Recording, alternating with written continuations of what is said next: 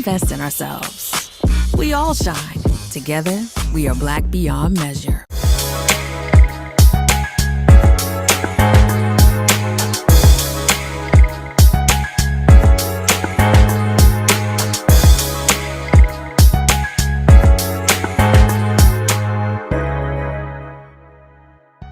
I'm Deborah Owens, America's Wealth Coach, and it's time to get wealthy. You're going to learn exactly what you need to know and do to finally achieve the level of financial success you desire and you deserve.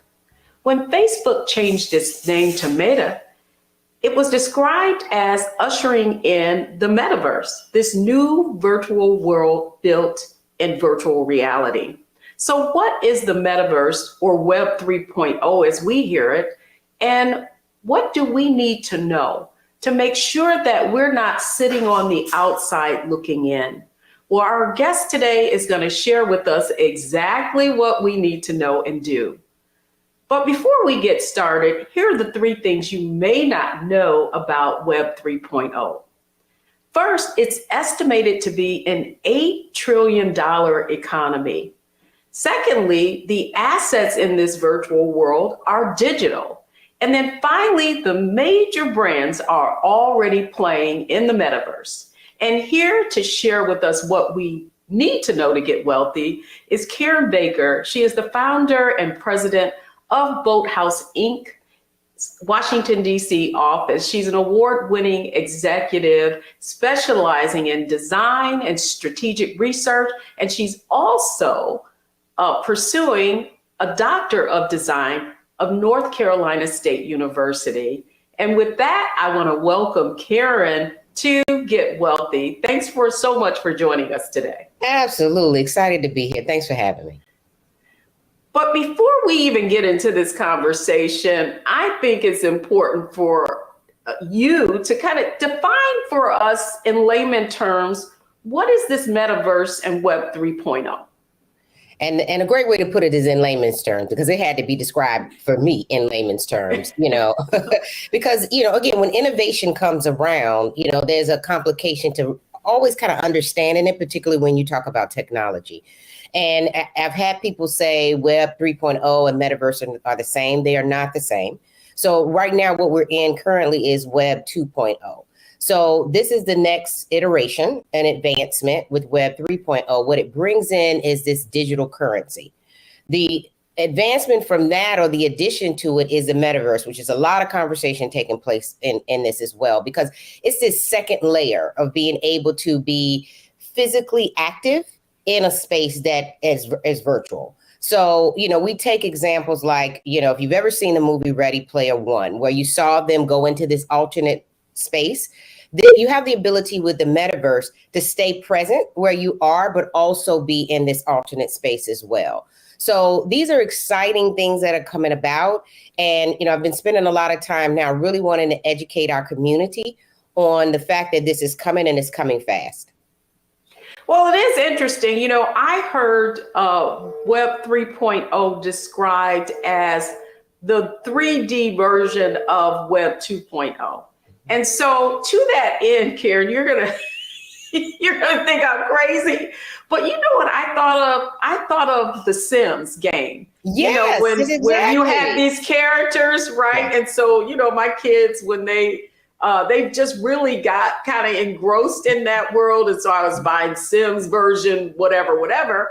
But, in fact, they were building worlds. So the way I look at it is that it's no longer characters that we're just playing with on the screen. We're actually going to create our own avatar and be kind of navigating in this virtual world. Does that kind of make sense? Yeah, absolutely. And that's where the Metaverse comes in as well, too, because it gives you the opportunity to be able to create this avatar. I say it gives you the opportunity, if you choose, to be able to be whatever you want to be. You know, if you even think about, I've said Lego, and if you want to be a green person in that world, you have an opportunity to be a green person in that world. So that is what the metaverse will bring. But you're absolutely right. The Sims was a very, very popular game. People still play it to this day. It wasn't just your kids. A lot of adults play The Sims. It took on a life of its own. So, you know, this is, again, this advancement in technology with the Web 3.0, it brings in this piece of digital currency.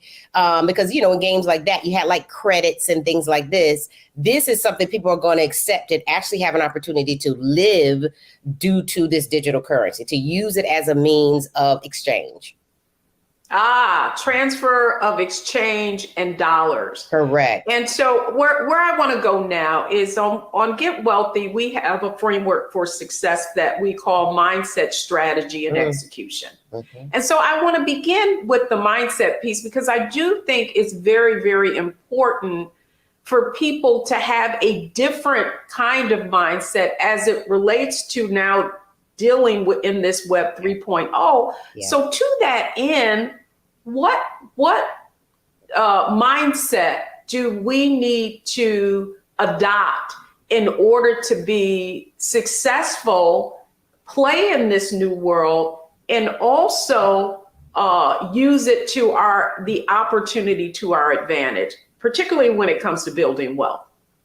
Yeah, I think the first thing is not to think it's going anywhere. It is going to be here. It is here to stay. The other thing is starting to educate really on what it is. You know, when you talk about cryptocurrency, you talk about Bitcoin, which came about some years ago. I remember someone explaining it to me, and my head wanted to explode. I'm like, this is really a lot, you know. So you're going to have to sit in workshops and webinars to really understand how it plays into, you know, the economy in itself, because it will play in the economy. People are very early in it now. Not to say there's not any hiccups to it. We have the Federal Reserve, you know, taking place in digital currency as well, too. But you're going to have to really understand it, because it is something that's going to, they're looking at it as a wealth builder. They're looking at it in that way. And what you mentioned in the very beginning, Deborah, Goldman Sachs anticipating it bringing $8 trillion in 2030, but they're looking at $800 billion in 2024, which we know that's only 2 years away, right? So you want to not miss the opportunity. It's becoming very big in real estate as well, too. People are doing rental properties in the metaverse, and you know, you can have a property here and rent it in the metaverse. So here comes the ability to build wealth. So people have to really start to look at the space and don't think, oh, that's for later. I don't need to know. It's happening now, and it's economically impacting us as well. Well, I'm so glad you said that. But what's really interesting, if you look at the stats, for example, and that's my next question to you around NFTs or non-fungible tokens and cryptocurrency. What we are seeing is that Black Americans are holding more of those assets as a percentage of their investments than other communities. Yeah. And we typically are early adopters and consume a lot of technology. And and from the statistics and the research that I did on Web 3.0, that is also occurring. But, you know, again, it's just like the wealth gap in terms of investment assets, right? And these are going to be digital assets. We are more consumers as opposed to actually being the creators. And I know you're doing a lot of work in that regard to make sure that folks know that we also need to be the creators. So talk to us a little bit about that mindset and how we need to be thinking in terms of transferring our skills even to this new virtual world. No, I appreciate that question, truly. Yeah, that is a lot of what drives my passion for this, because developers and creators still don't look like our community. Even the investments that are being made are not necessarily happening. I was talking to someone who's in the NFT space, and I was asking him what are the problems that he's running into, and he was like, the investment.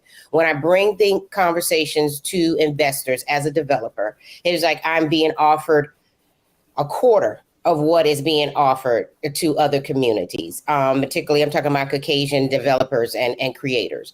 And he was like, that in itself is a fight that he's consistently fighting. He's having to turn things down when they're looking at him like, oh, why is this a problem? So he said that is still occurring for developers and creators of Black and brown creators who are trying to come into the space and bring applications into the space. This is still a problem. So that representation and that seat at the table is completely an issue.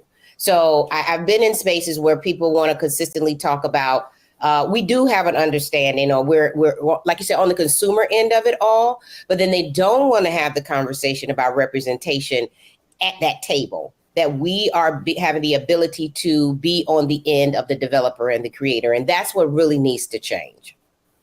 And so the other question that I have for you, I think we need to, we've kind of explained Web 2.0 or Web 3.0, this metaverse, and how it is gaining traction, if you will. Mm-hmm. But what we haven't, I think what our audience needs to understand is, what is an NFT? What is a non-fungible token? And how is it being used in terms of creating assets?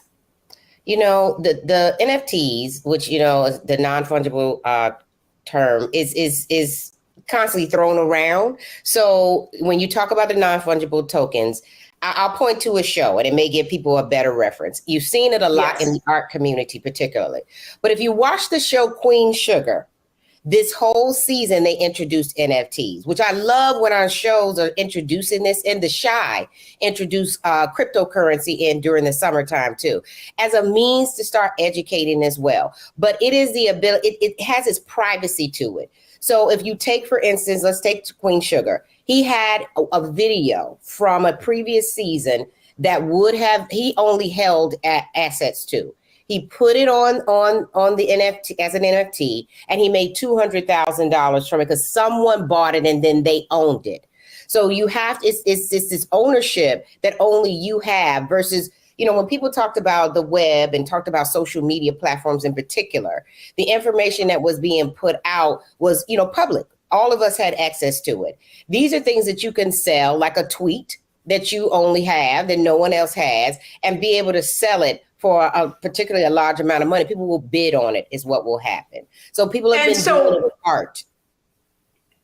And I think what you have just described is that it's a way. So for example, when we see something that has a copyright on it, oftentimes people are, you know, copying it, right? And taking information, you know, and not even giving attribution.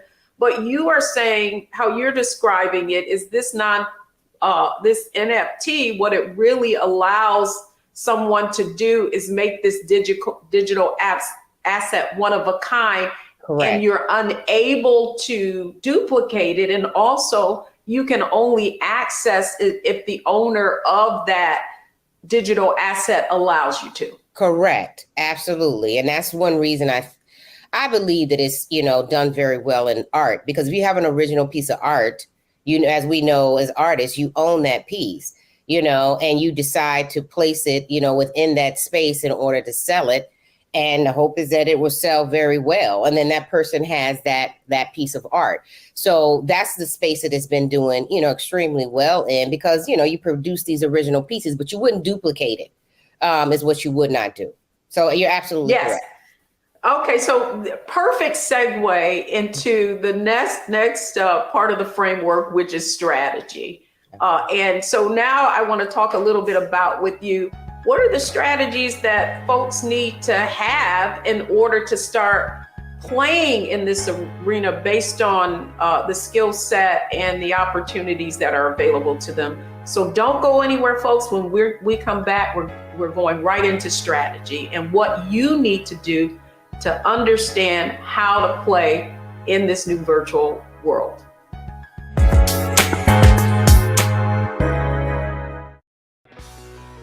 Let's be honest, as successful women, we're crushing it.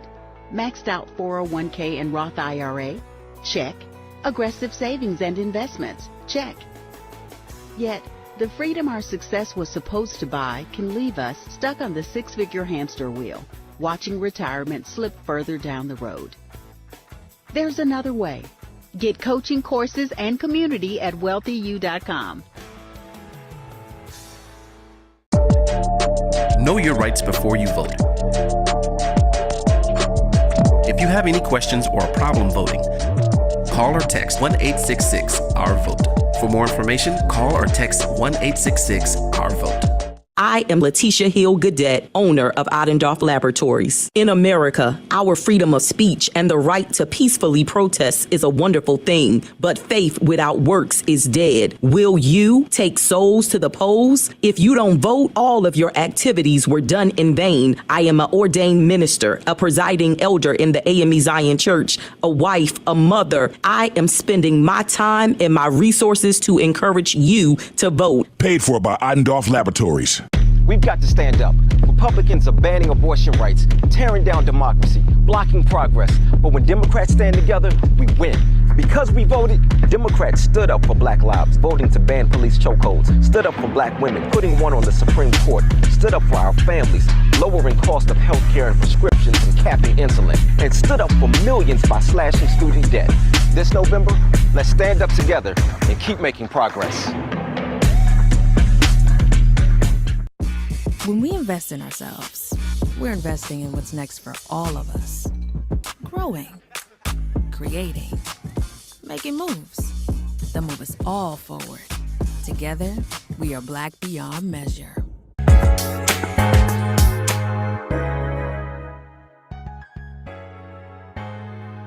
Welcome back, everyone. I'm Deborah Owens, and this is Get Wealthy. And we're talking about Web 3.0 with Karen Baker, our guest. And now we want to talk about what are the strategies that you need to adopt and begin to think about how you're going to take advantage of the opportunities in Web 3.0. Karen, I want to thank you, first of all, for really setting the stage. And that's why I wanted to have this conversation, because I think there are all kinds of implications with Web 3.0. And one of them is sort of what you're hanging your hat on, and that's making sure that there is representation in this virtual world, right? Just like out in this, in our physical world, in real life, right, as they call it, we see, cultural appropriation or people not being included. So talk about what strategies we need to have in order to navigate and participate in Web 3.0 and have equity in it. Yeah, it's a good question. I think it's continuing to be a conversation. And again, I'm trying to push it to be a heavy conversation. One of the things is, being able to, it's knowledge of the space, one. And so we talked about as well, too, education on what space you want to occupy. So whether you want to be on the developer and the creator end, which is what I'm encouraging to happen.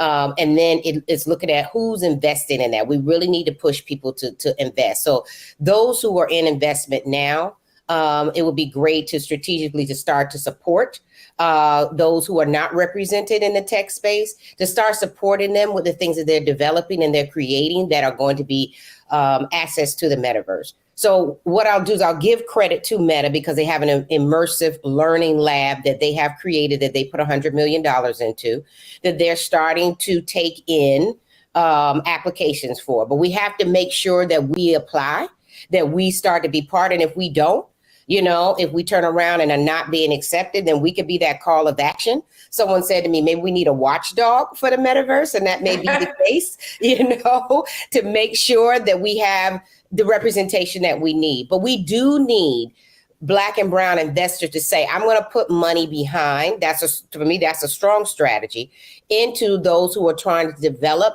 applications and better ways to use NFTs, who are trying to create cryptocurrency wallets, that people can use in order. That's the process you'll use in order to do the digital economy. So things like that, I think strategically are going to be helpful. really understanding that we want to need to be clear, a seat at the table as this innovation, because it is truly an innovation, starts to move very quickly. Well, I'm so glad you said that, because I think that there is a whole, just the focus of Get Wealthy is really educating folks about investments. It's something that we don't learn in our formal education. And one of the other stats that I like to bring to bear is that UBS recently did a study on multicultural wealth, high net worth, and people have been able to make it into that realm of investable assets of $1 million or more. Mm-hmm. And one of the most telling things about how that wealth is created has been specifically, if you look at some communities, a great deal of wealth has been created because they picked the industry of technology, right? And so it came from their earnings. And so what we see is that in terms of the high paying careers even, right, that they are in tech. And so my question to you is, here's another opportunity that is what I believe another layer of complexity, right? Yeah, correct. And getting accessibility to be hired, right, in that world to build things, as we're talking about. So what, in your opinion, based on the knowledge that you have, do people need to be doing to A, transfer their existing skills into that world, and also bring the next generation in so that they are developers of the asset and own the asset as opposed to just consumers? Yeah, that's a great question, Deborah. I think that, this is probably where some of our institutions are going to come in, of being able to invite these conversations into schools of engineering, where we know technology ends up being housed, computer science, bringing in opportunities like this, coming into our institutions where we have metaverse labs, because again, it's going to happen. So again, economically, if you just look at the numbers, there's no way we live in the United States of America, they're going to allow $8 trillion to just float away. So we have to be prepared. So I think higher education institutions are going to be a part of the training that needs to happen to be able to have our young people be part of this very early on. And also, one thing I'm a believer in is vocational training is going to be great. So, opportunities for maybe even Microsoft, not just a Meta, to be able to have some type of cohort that allows people to take part in that, who not necessarily wants to go straight to a higher education, but has the skills to be able to pick up through a certification is what I'm trying to say. So I think. Well, yeah. Go ahead. No, go ahead and finish, Karen, because I'm really glad you double clicked on that. Yeah, certification is going to be key. I've been in higher education for 16 years, and I've taught certification programs which advance a person's career where they are now. So that is going to be a key. So if you're already in technology, and maybe you're in one area of it, and this is starting to happen, we need certifications in it as well that are going to allow people to be able to learn and then bounce right into this career.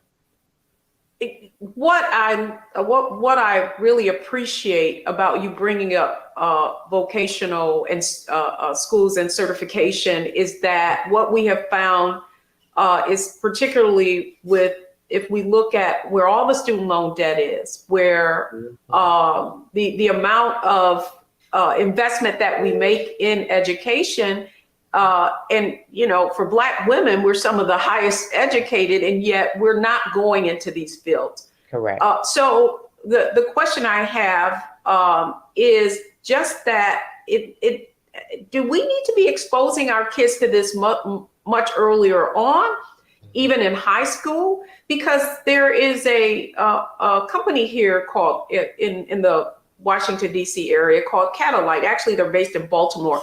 And one of the things they do is they test people to see if they have the aptitude to become a developer. And if you test well, They literally teach you how to be a developer, and then you have an opportunity to either stay with them. And now that you have that skill set, usually you're in demand.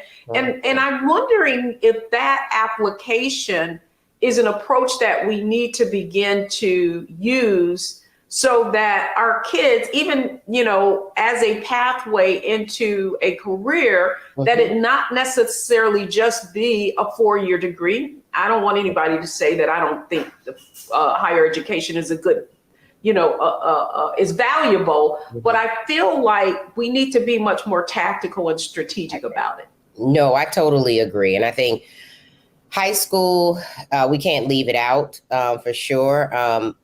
We're in the process now talking with a federal agency about bringing in a Metaverse Lab. And one thing they want to do is HBCUs, but I mentioned to them, what about high school students, like juniors and seniors in high school, and how can we start to introduce that? So one thing that's part of the Metaverse is Roblox. And if you have a young person in your life who gets on gaming, they know about Roblox. Even at 13, 12 years old. So because Roblox is a part of the metaverse, why not start to introduce it to them now? Why not start to have them learn not to just play the game with their friends, but be an asset to them as they start to move themselves across? So things like that, can actually start to occur very young, to actually start to develop and cultivate a community that is going to decide whether they want to go vocational, as we are discussing, or they want to go higher education, or their job is actually going to train them because they have already the tools in their tool belt very early on. So no, I'm a big believer because the games are already out there and the kids are already playing them. Great point. And there is such a correlation between the wealth gap and the digital divide. Correct. And part of that is accessibility, yes, but also the fact that we, through our, K through 12 education, financial literacy isn't integrated into that curriculum. And I would say, particularly because of the opportunity with Web 3.0 for careers, to develop products, that it's exactly what we need to be thinking about. And because kids are already immersed in it, in technology, taking it one step further and helping them understand how that technology is being created. So thanks so much. Love having this conversation about strategy. And now when we come back, one of the things I want to talk about, and we've kind of been on that road already, is execution. So you're learning about Web 3.0. What are the things that you need to do now to execute on this opportunity? Don't go anywhere, folks. We'll be right back.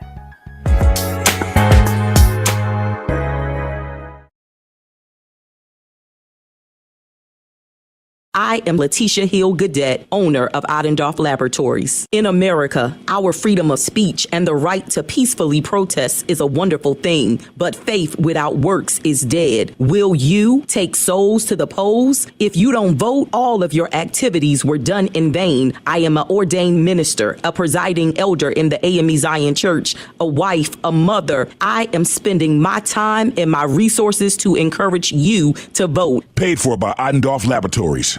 We've got to stand up. Republicans are banning abortion rights, tearing down democracy, blocking progress. But when Democrats stand together, we win. Because we voted, Democrats stood up for Black lives, voting to ban police chokeholds, stood up for Black women, putting one on the Supreme Court, stood up for our families, lowering cost of health care and prescriptions and capping insulin, and stood up for millions by slashing student debt. This November, let's stand up together and keep making progress. It's time to know your rights. If someone is questioning your right to vote, call or text 1-866-OUR-VOTE. For more information, call or text 1-866-OUR-VOTE. When we invest in ourselves, we all shine. Together, we are Black beyond measure.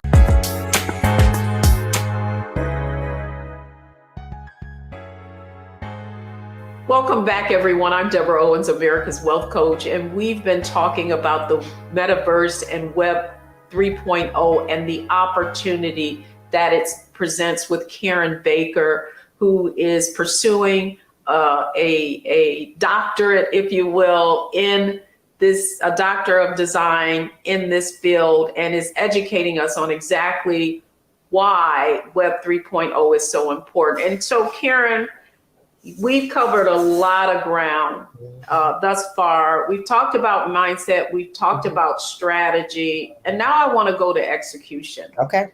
And I believe that the execution part of it, the point that you made earlier, is about crypto and non-fungible tokens, and why it's so important that we educate ourselves around the digital assets and digital currency. So what advice would you give to our audience about becoming engaged and executing in the metaverse right now? What are the things that they need to do in order to play? You know, I think that the biggest thing with playing in this space is it's going to require putting a little bit of your money into it. And that depends on where you are, you know, financially.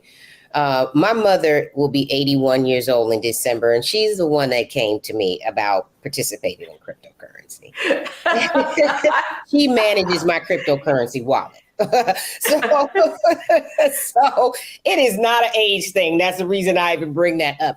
But the understanding of it, I mean, she came to me to say that this is something that beyond me, you'll need. You know, you'll need to understand this. This is an investment that I want to make for you. I need you to put your money into this, and this is where the future is going. So I think that, again, you know, and it wasn't a hefty lift to start it up. You know, it was a couple $100s, but you have to understand what you're doing as you move around within that cryptocurrency wallet. You know, so constantly being educated in that, sitting on, like I said before, sitting on webinars, sitting with people who really understand it and know it. Just go into the space is what I say. That's the best way to execute it, is to go into the space. When it comes to NFTs, you know, that is a place where I think technology becomes a bit of a heavier understanding, because you do have to have something that you know that is going to have a level of value, I would say, to be able to play in that space. And like I said, art is very big in it. So I think there's certain people playing in that space. But when it comes to cryptocurrency, Bitcoin, you know, looking at things like that, I think that people can start there and actually start to move into the space through that. I think those are the best ways of execution. Love that. And also, I believe that the way you learn is through doing, right? So if you're sitting on the outside looking in and you don't actually own it, then you never have any ownership of it. And so then it doesn't seem tangible at all. Correct. And I almost wonder, in doing the research on the metaverse and these new worlds that are being created, I wonder what your thoughts are on, because now these transactions in this virtual world are going to be through digital assets. I wonder if that could also be a demand, right, for these digital assets and currencies. Yeah, I think that it will. I think, you know, it's like, you know, playing on Wall Street, you know, where you're going to have to just kind of watch it and see what actually starts to trend, I guess you would say. Even when I was reading the Federal Reserve article yesterday to see, you know, what was coming out of it and where the percentages were going and things like that, you know, that's the type of information you'll have to start to kind of understand. And it's a place I'm learning and understanding, because before, you know, living in this space of economics and finance, you shy away from it. You know, and that's one reason I think we sometimes get left out of the conversation, because either we're not invited in or we don't understand the terminology, which makes it so that we're not comfortable. So I think pushing through those barriers, even within and the barriers without, are going to be key as well, too, to make sure that we're in the room listening and understanding and being able to use it to our benefit.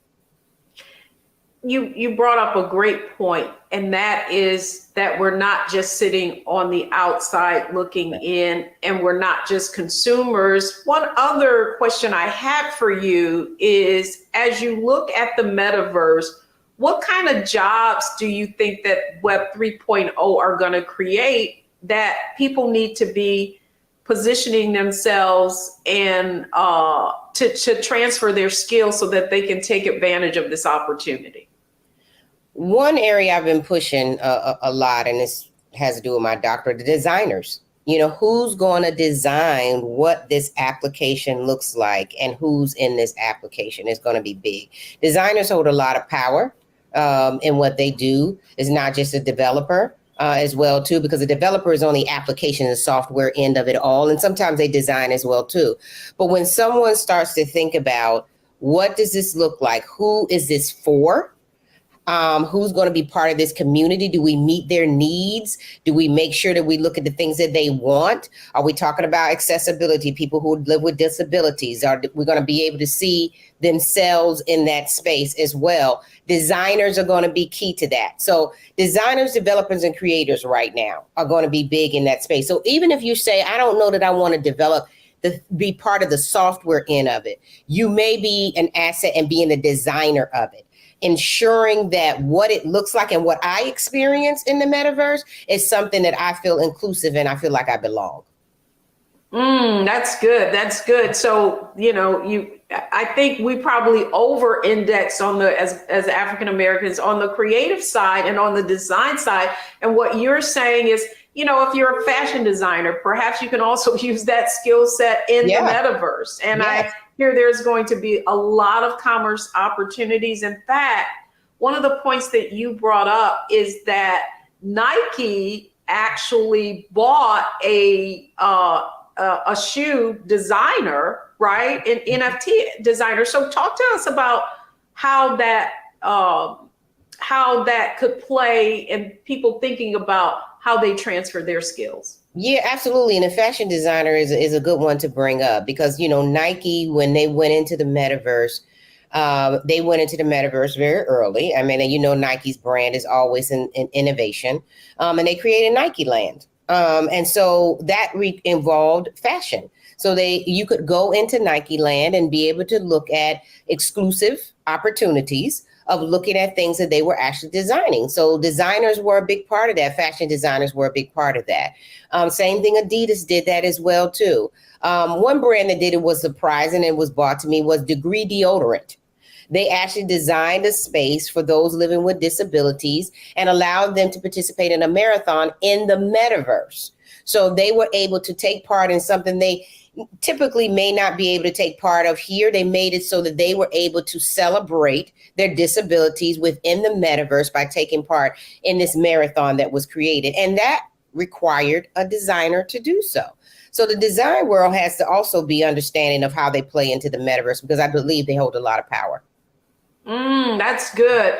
Lastly, the only other thing I wanted to touch on is artificial intelligence and its role, the role that it's going to play in this metaverse. And I think there are two sides to that, right? Artificial intelligence is the ability to mimic someone. You're seeing a lot of these videos that have been altered, right, in terms of voice or actually duplicating someone like yourself.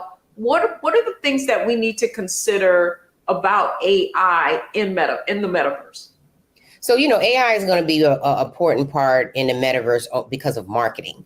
That is where it's going to come in and be very important. This is the thing that when I came to Boathouse, I was very excited to learn more about how you use AI in marketing.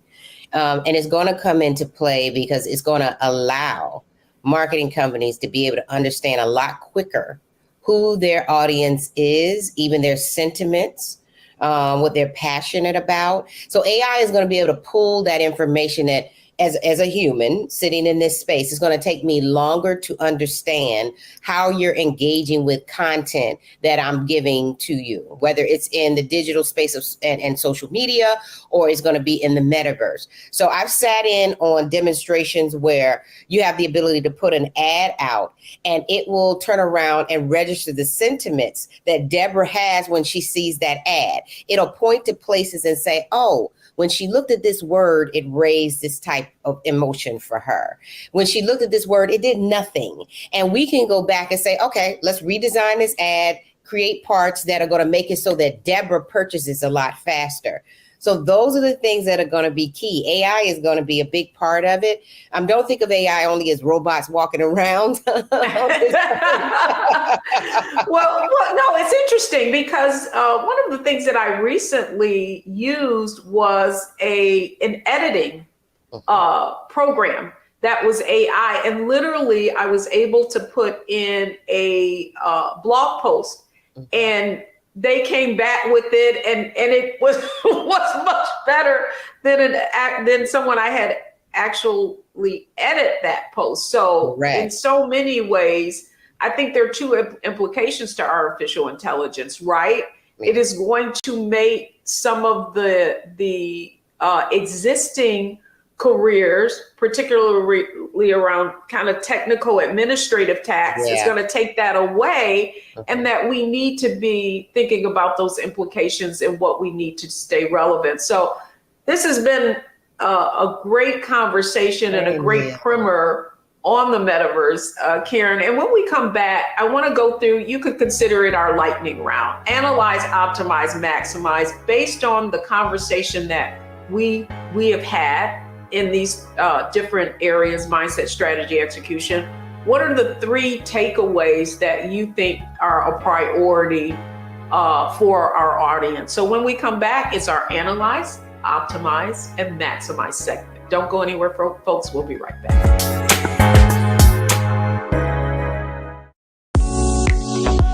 Exercise your right to vote. If the lines are long or you're getting turned away, call or text 1-866-OUR-VOTE. For more information, call or text 1-866-OUR-VOTE.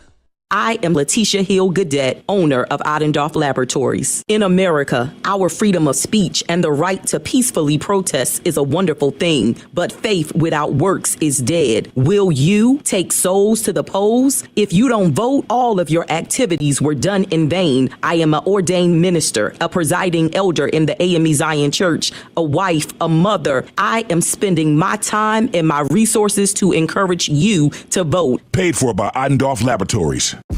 When we invest in ourselves, we're investing in what's next for all of us.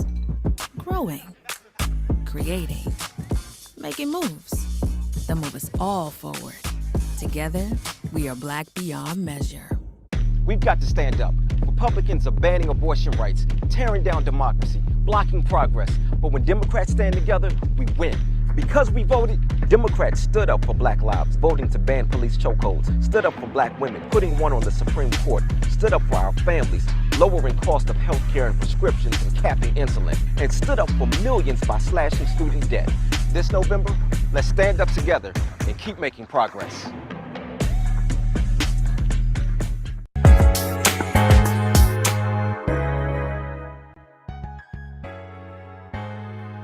Welcome back, everyone. I'm Deborah Owens, and this is Get Wealthy. And we've been talking about getting wealthy in the metaverse and what you need to know to play and win, and not just be sitting on the outside thinking this is a complex topic. So Karen Baker has been here. She is the founder of the Washington, D.C. office of Boathouse Incorporated, a designer. And Karen, I just want to thank you for the work that you're doing in bringing attention to this important Web 3.0 and the implications it has on African Americans, on, well, marginalized communities of all colors, right? Right. And so now I know we've had a pretty robust conversation.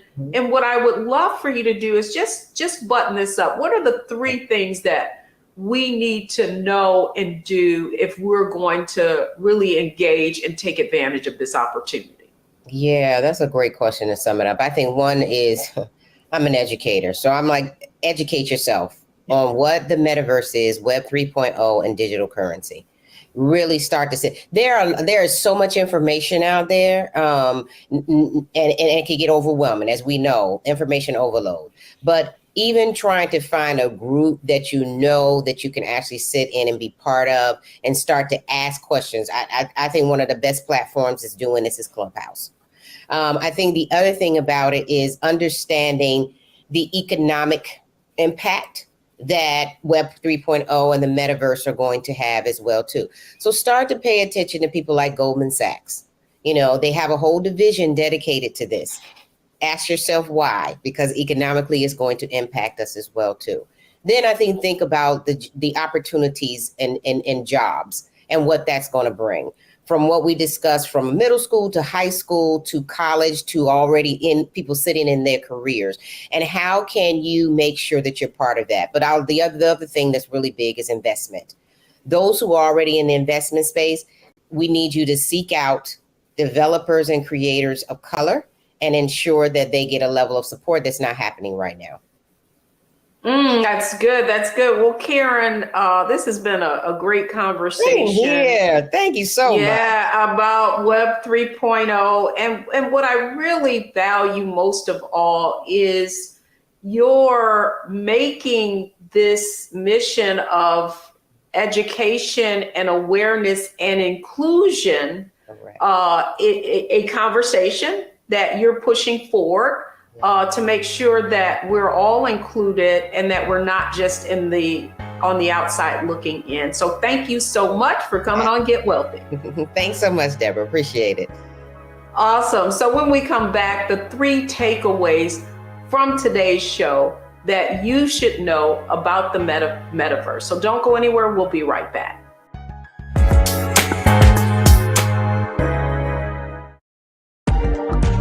Know your voting rights. If you are unsure where to vote or don't know if your polling location has changed, call or text 1-866-OUR-VOTE. For more information, call or text 1-866-OUR-VOTE. When we invest in ourselves, we all shine. Together, we are Black beyond measure. We've got to stand up. Republicans are banning abortion rights, tearing down democracy, blocking progress. But when Democrats stand together, we win. Because we voted, Democrats stood up for Black lives, voting to ban police chokeholds, stood up for Black women, putting one on the Supreme Court, stood up for our families, lowering cost of health care and prescriptions and capping insulin, and stood up for millions by slashing student debt. This November, let's stand up together and keep making progress.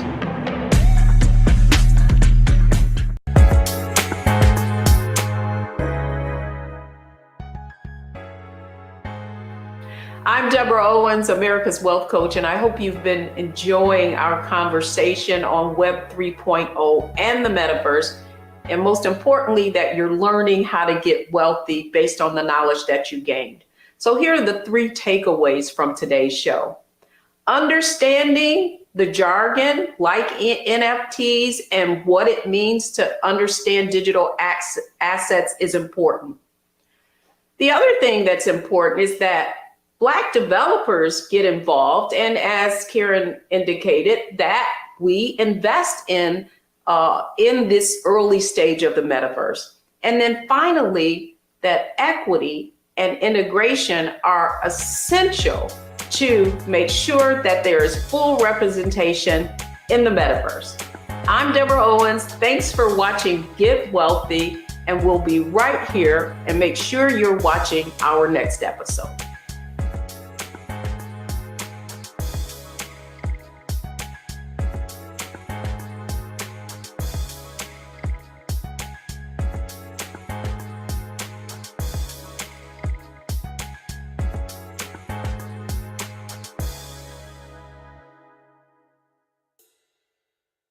When we invest in ourselves, we all shine.